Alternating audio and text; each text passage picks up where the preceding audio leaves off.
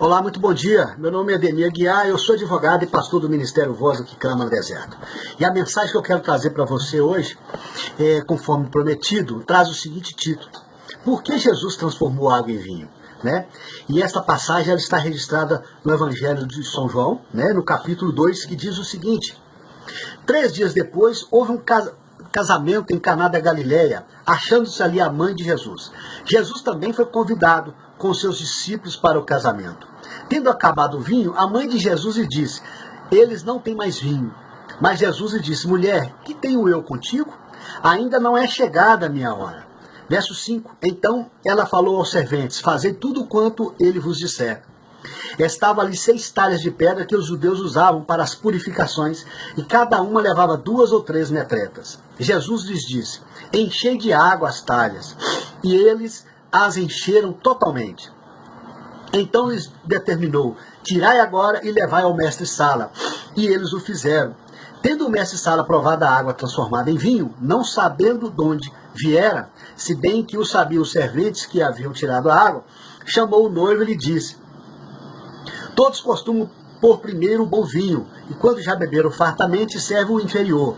Tu, porém, guardaste o bom vinho até agora. Com este, deu Jesus princípio a seus sinais em Caná da Galileia. Manifestou a sua glória e os seus discípulos creram nele. Queridos, essa mensagem é o fruto que eu quero compartilhar com você, é fruto da meditação, e a justificativa dela é para refutar um herege que questionou a lisura do ato do Senhor Jesus. Ele questionou a idoneidade do ato do Senhor Jesus de transformar água em vinho. Segundo esse herege, esse ato miraculoso de transformar água em vinho, operado pelo Senhor Jesus, foi um ato, uma perda de tempo, que ele poderia ter usado esse milagre para curar o cego, para curar o aleijado, né?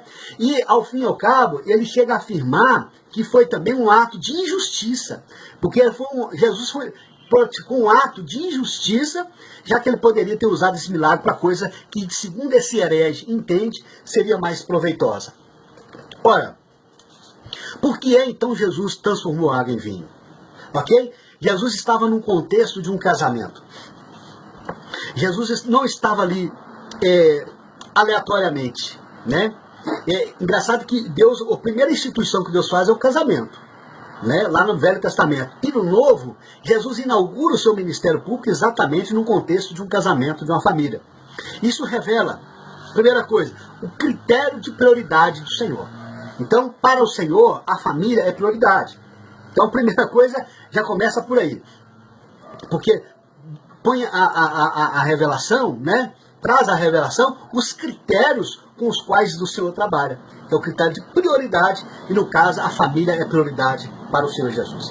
E o Senhor Jesus estava lá então, no casamento judeu. E o casamento judeu, ele era planejado visando 2 objetivos, né? Primeiro, que ele durasse 7 dias, que o casamento durasse 7 dias. Quer dizer, eles planejavam o casamento visando que o casamento durasse o tempo de Deus, porque o número 7 é o número da perfeição de Deus. Então, eles planejavam o casamento, que o casamento durasse o tempo de Deus, que é até que a morte os separe. E mais, que esse casamento fosse regado a vinho, né? Que o vinho era o tipo da alegria. Então, que esse casamento durasse o tempo de Deus e que fosse regado a alegria. Ocorre que num determinado momento desse casamento, eu não saberia dizer se é no 3º, 4º, 5º dia, o vinho acabou, a alegria acabou daquele casamento, né?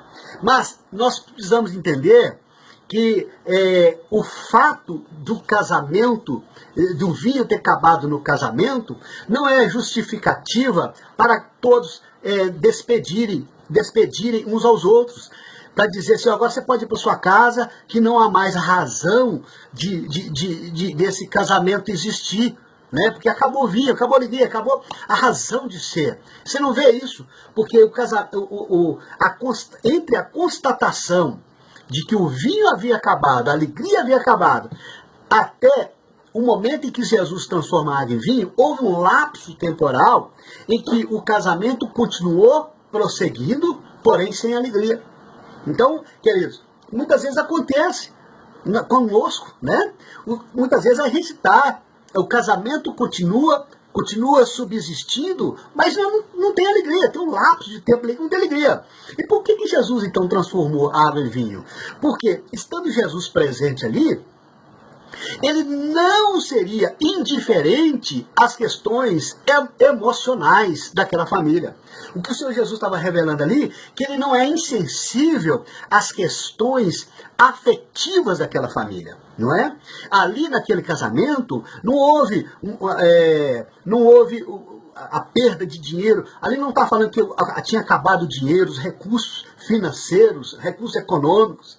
Ali não está falando que acabou a saúde, que era problema de saúde, né, de desemprego, nada disso.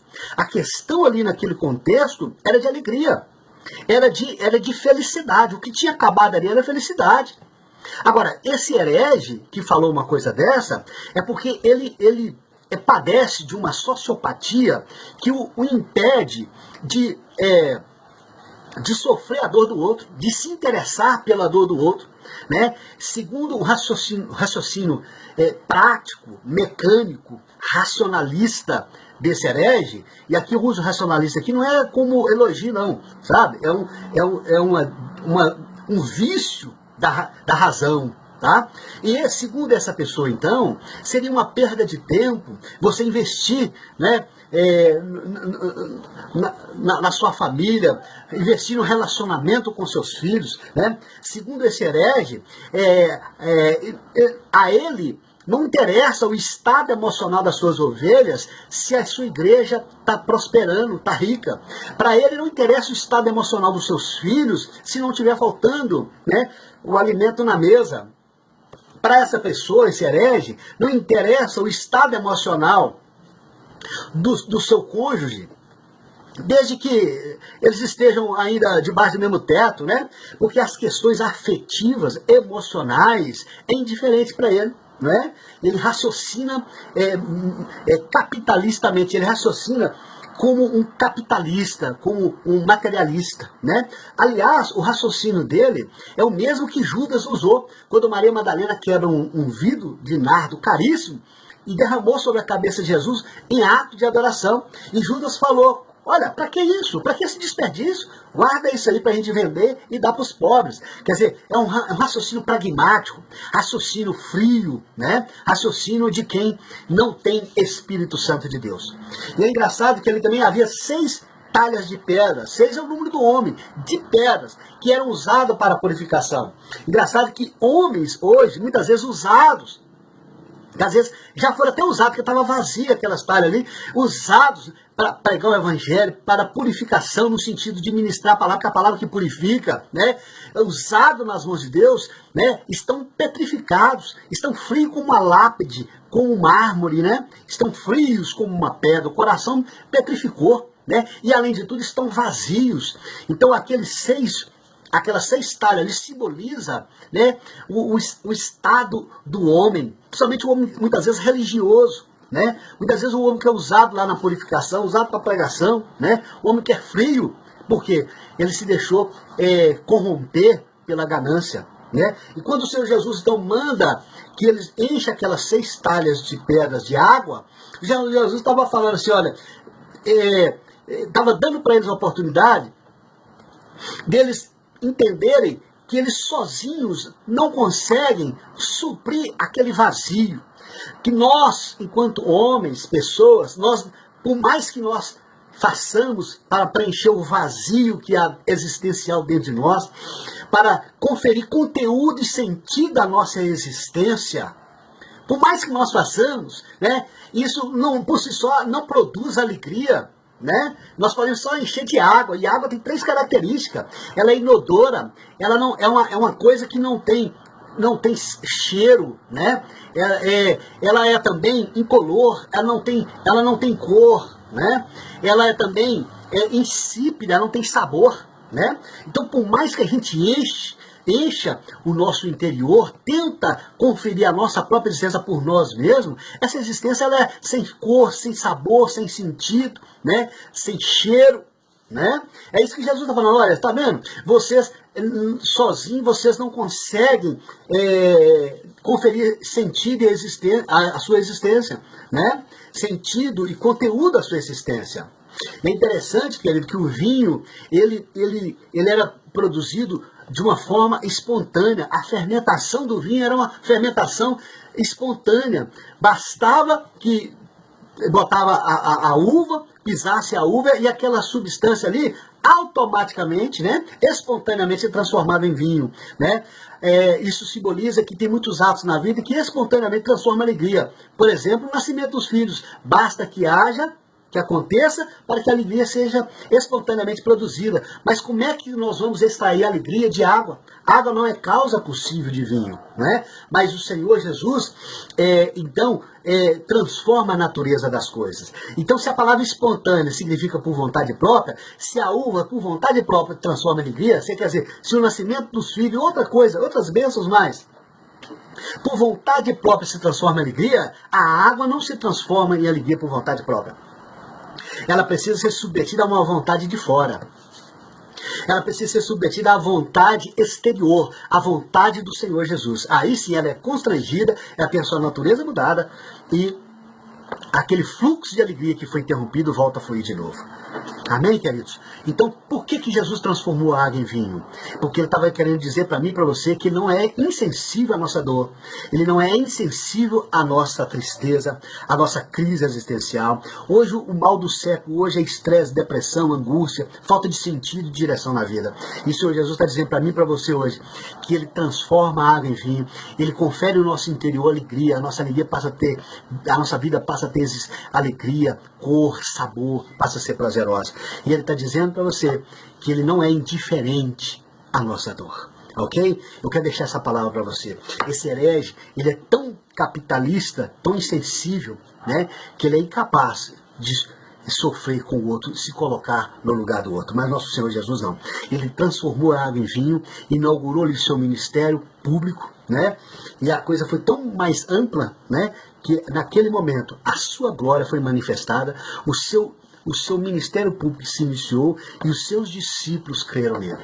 Então nós não podemos reputar isso como uma coisa de só menos importância, nós não podemos jamais acreditar isso uma perda de tempo, porque foi algo extraordinário que estava acontecendo ali.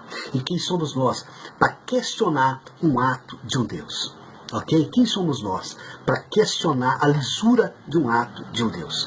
Nós não teríamos condições nenhuma de submeter a um crivo um ato de Deus que já presume, e é uma presunção mais do que absoluta, de que é bênção para a nossa vida. Ok? Em nome do Senhor Jesus. Eu quero te abençoar com essa palavra. Talvez você esteja vivendo um momento na sua vida de interrupção, de fluxo de alegria, estava vindo fluindo naturalmente na sua vida. Mas eu quero dizer para você, se Jesus estiver no contexto, ele vai transformar a água em vinho. Ele vai fazer com que coisas, circunstâncias que originalmente não são causa possível para produzir alegria, passe a ser fonte de alegria para você. Passe a produzir alegria para você. Amém? Eu te abençoo em nome do Senhor Jesus. Fica com Deus e até a próxima oportunidade.